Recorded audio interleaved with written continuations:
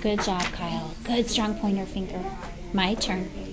Poppleton was so disappointed. He couldn't find one friend for a sleigh ride. I don't remember what that word disappointed means. How can I use my text and graphic features to figure it out?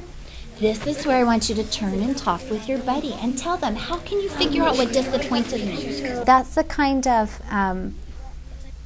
rich discussion where we're pulling in our background knowledge and we're pulling in the pieces from the text and from the illustrations to have a deeper understanding. Because I think they meant that getting to go on the sleigh ride and his friend surprised him for his birthday was already his wish. In friendship, it's much better than getting a birthday present. I feel like our biggest shift with Common Core is that we are allowing children of multiple reading levels, multiple ability levels to access the same content, the same vocabulary, the same kind of higher order thinking skills that we used to really only make accessible to our on or above level students.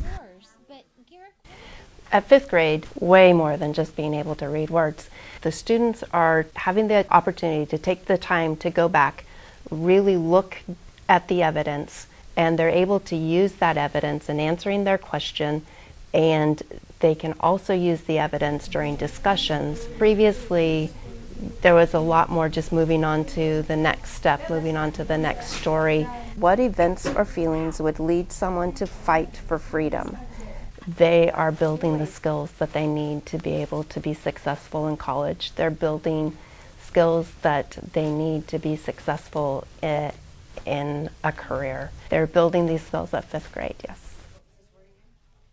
Again, take another minute, talk with the person sitting next to you. We want to know, how is Ponyboy handling everything he's been through, and what is some evidence from the text that's telling us this? So I think it's really important, not only for high school, but for college and for the working world, that kids are getting practice doing this, that this is just becoming a habit, that you get your ideas, you need to prove what you think based on what the text says. And I try and provide a lot of good follow-up questions by like, okay, how do you know that?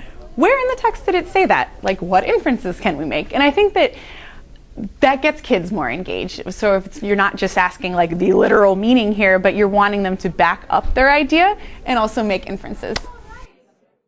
I have 110 already, so let me get my 10s out. 33, 3 tens, 3, 3 ones. Okay, if I was going to use discs, what would I do to show that on my paper? If I wanted to add... I have 2 tens. Where should I put them? In the tens column. And now what's my new number? 33. Who agrees with Gerardo? Just take away the 1. Take away the 1 and do what, Gerardo? And plus 3. Okay. The shift in 2nd grade from past years is that students need to have more understanding of numbers. What's happening with numbers, how to manipulate numbers. So rather than just completing an algorithm, 34 plus 74, they need to be able to demonstrate many ways to show that. I'm done. I did every way possible. Oh man, that's a lot of ways. What I like is that I'm seeing students shift from, I don't know how to do this algorithm, so I can't do the problem, to, I can't solve it that way, let me try a different way. And then let me solve it 2 or 3 different ways so that I can check my work. I did error notation, so then I did this.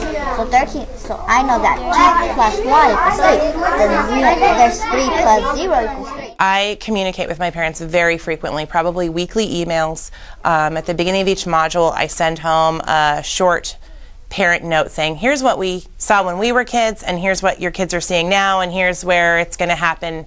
Here's how it's going to come together later. Because all of the things we did as